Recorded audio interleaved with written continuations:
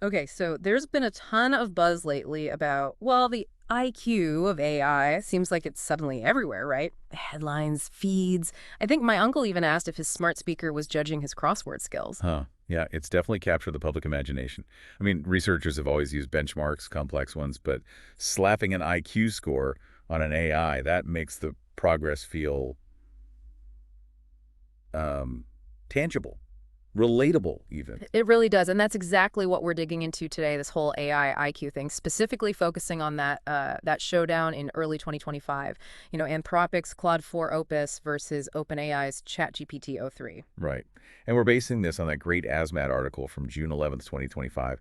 It uses data from trackingguide.org, logged just a couple of days earlier, June 9th. Yeah, and that source is key because it doesn't just throw numbers at you. It helps us understand why everyone suddenly cared about these scores. Exactly. How they even test a machine like this, what the scores actually tell us about what the AI can do, and maybe more importantly, what they don't tell us. So that's our mission for this deep dive.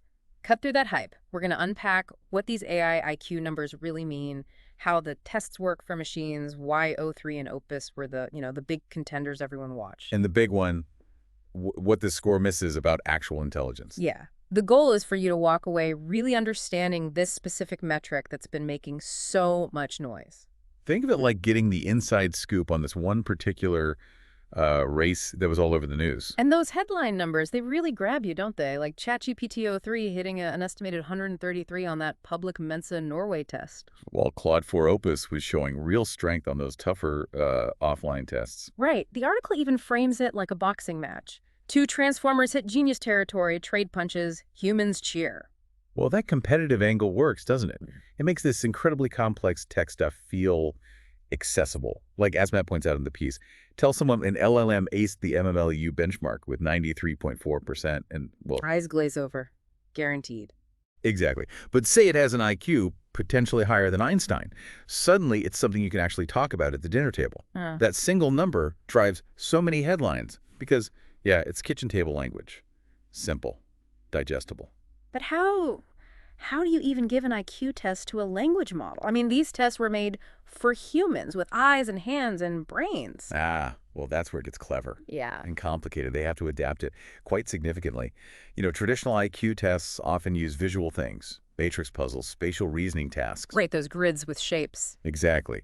Since an LLM only deals with text, researchers have to basically verbalize everything. Imagine describing one of those visual matrix puzzles in excruciating detail, every shape, every line, its position, how it changes. Wow. Okay, so like writing a geometry proof just to describe one picture. Kind of, yeah. It's Yeah. incredibly detailed text. Yeah, And that itself introduces potential issues, right? Misinterpretation by the model versus just seeing it. makes sense. And there's another wrinkle.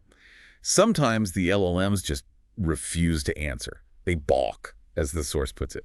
So to get a reliable score, testers often have to ask the same question multiple times, maybe up to 10 times, and then take the final answer given. Huh. So they're trying to avoid one stubborn no throwing off the whole score? Precisely. So convert to text, handle the refusals, and then they take the raw score, say the model gets 25 out of 35 matrices correct, and map that onto the human IQ distribution. That's how you get that estimated IQ number, like 120 or whatever. Okay, got it. But isn't there a huge risk that AI just saw the answers online somewhere? That's the elephant in the room. Data leakage.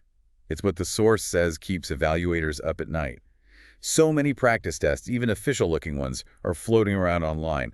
If the model's training data included chunks of the internet, It might just be regurgitating answers and memorize, not actually figuring anything out. exactly. It's recall, not reasoning. Which is why, as the article explains, they had to develop these offline test suites. Ah, the secret. Pretty much. Tests that are carefully created, never published online, designed specifically to make sure the model is genuinely problem-solving on stuff it hasn't seen before. So this whole complex process, text conversion, retries, mapping scores, fighting data leakage, that's what generates these AI IQ numbers we keep seeing. It's flawed, maybe, but it's become the standard way to try and rank these things for now. And it's fascinating how central those matrix puzzles became, especially early on. The source calls it matrix fever.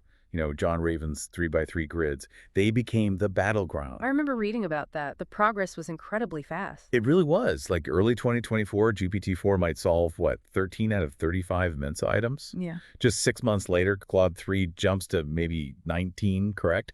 Then boom, New Year's Day 2025, ChatGPT O3 is suddenly getting over 30 right. Whoa. Each jump must have sent ripples through the AI labs. And matrices seem perfect for that simple scoreboard idea, right? They Yeah. don't need specific knowledge, just spotting patterns. Exactly. Content-agnostic abstract reasoning. And it turns out modern transformers are scarily good at that specific kind of pattern matching. Okay, so let's look at that specific snapshot. The article uses the trackingguy.org data from June 9th, 2025, the O3 versus Opus moment. Right.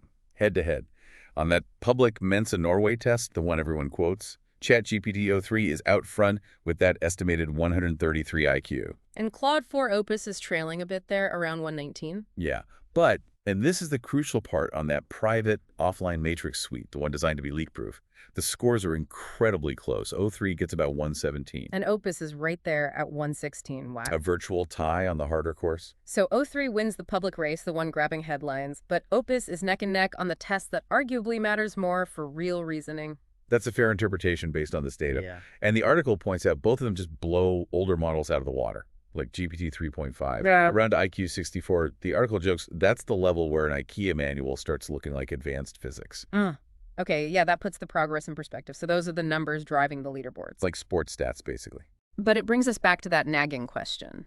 Are we seeing genuine reasoning or just super sophisticated pattern matching, maybe helped by some memorization, especially on this public tests? That's the core critique the source highlights. Yeah. That risk of data leakage, especially with models trained on, well, basically the internet, it's always there. Which makes those offline tests absolutely critical. They're the real sanity check.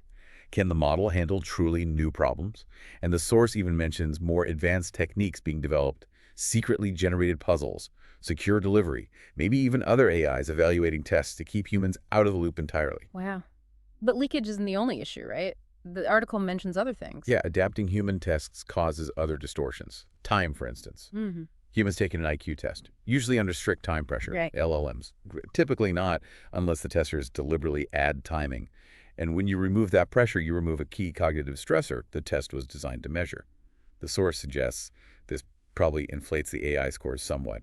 Okay, so it's an imperfect measure, maybe inflated, maybe leaky. But it's the scoreboard we've got for now until something better becomes standard. Pretty much. But focusing only on this number, this AI IQ, misses so much. Yeah, the article really emphasizes this. What doesn't it measure? Well, as many researchers would argue, intelligence isn't one thing. It's like a whole orchestra. AI IQ from matrix tests. It measures how well one instrument, maybe abstract pattern recognition, is playing, but it ignores huge sections. Like planning ahead, the source had that funny line about LLMs getting lost halfway through a recipe, even if a chess AI can see dozens of moves ahead. Exactly. Or just basic common sense. A model might calculate orbital mechanics perfectly. And then tell you cats lay eggs. Yeah. Right. A high matrix score doesn't guarantee sanity or prevent those hallucinations. And obviously, things like ethical judgment are completely off the table for these tests. No matrix puzzle asks if it's okay to generate a deepfake. Morality, values, not measured. Absolutely. And that's why researchers use a whole suite of benchmarks, not just IQ proxies. You've got MMLU for broad knowledge, BBH for tricky reasoning, BBEH for, well, problems that are really hard, even for today's best models.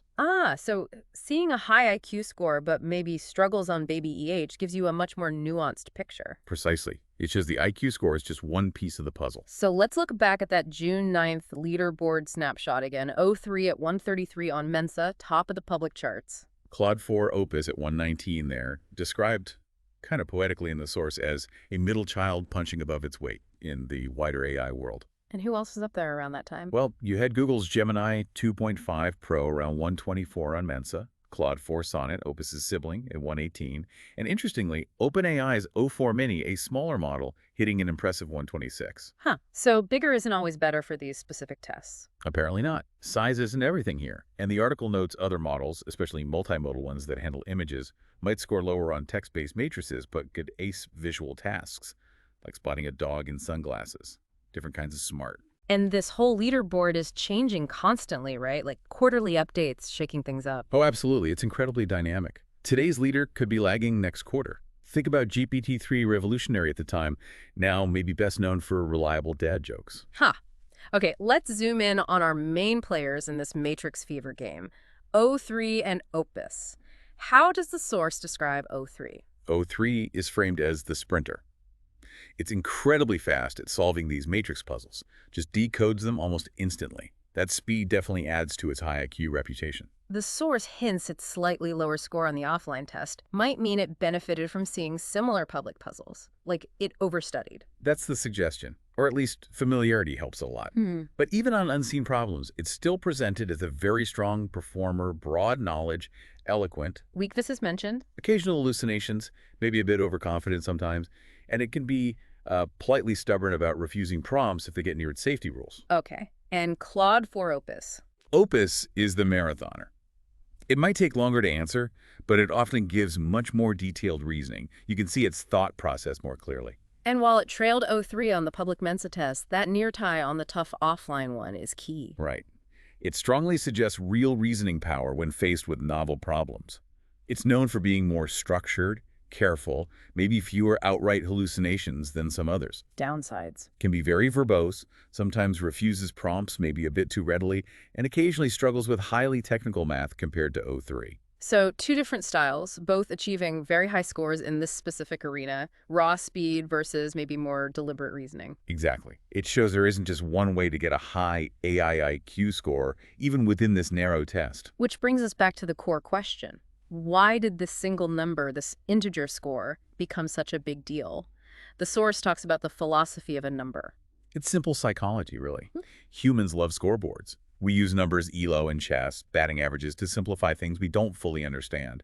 AI IQ gives a simple narrative. Leader, challenger, the pack. Makes a complex field easy to grasp. Yep, easy narrative.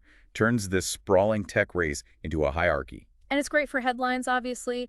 Good for VC pitches, maybe helps recruiters get a quick handle on things. Absolutely. Clickable headlines love a simple score. It makes the complex digestible. But as the source emphasizes, quoting people like Francois Chalet, real intelligence is way more than any single score. Right.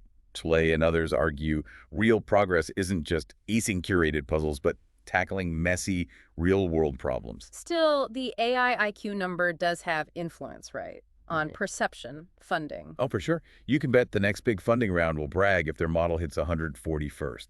Headlines matter. And eventually, these tests will get saturated, won't they? Models will start getting perfect scores because of the limitations we talked about, leakage, lack of time pressure. Exactly. Researchers are already hitting those limits. The tests become less informative. So then what? Just make harder matrix puzzles. Partly, maybe. But the future is likely more diverse. The article suggests building a whole mosaic of new challenges, truly dynamic problems, tests designed specifically to trick the AI, maybe even involving robots interacting with the physical world. So not just one harder IQ test, but a broader range of evaluation. Yeah. Future scoreboards might show ARC AGI percentiles, or how much a model improved on those really tough BBEH problems, alongside, yes, probably an updated AI IQ chart. Because, as the source notes, tradition dies hard. We like our simple scores. Okay, so for someone actually using these models or building on them, what's the practical takeaway from this specific O3 versus Opus snapshot from June 2025? I think the key thing is choose your tool for the task, not just the IQ score. O3 speed might be great for quick summaries. Opus's careful reasoning might be better, maybe safer, for something sensitive like drafting legal clauses. Right, and expect things to change. Fast. Constantly anticipate evolution. That leaderboard is just a moment in time. The model you use today might behave slightly differently after the next update. Treat it like any crucial component, monitor it. And critically, never completely trust it, right? Even a genius IQ model can just make stuff up. Absolutely. The source implies this heavily through the limitations discussion. Always need human oversight or automated fact-checking.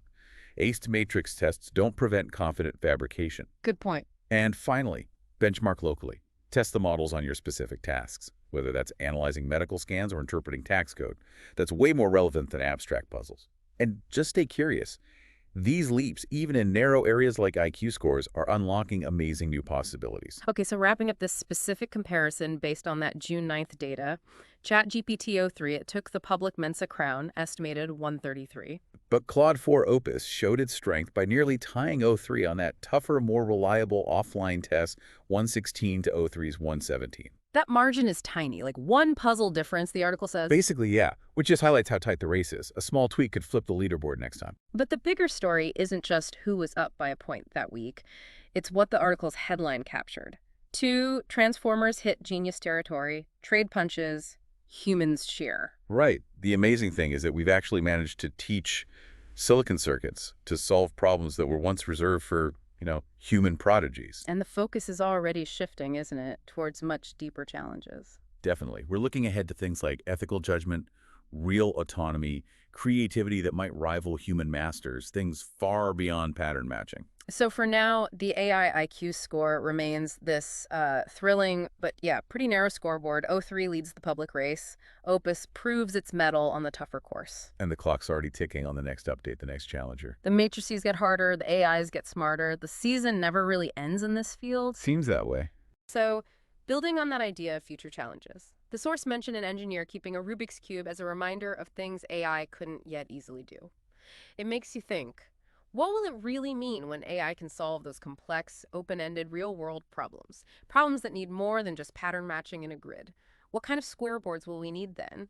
When they can grapple with nuanced ethical questions or, like the article whimsically suggests, solve a Rubik's Cube blindfolded, using only text. What does that capability look like, and how will we even measure it? Something to ponder.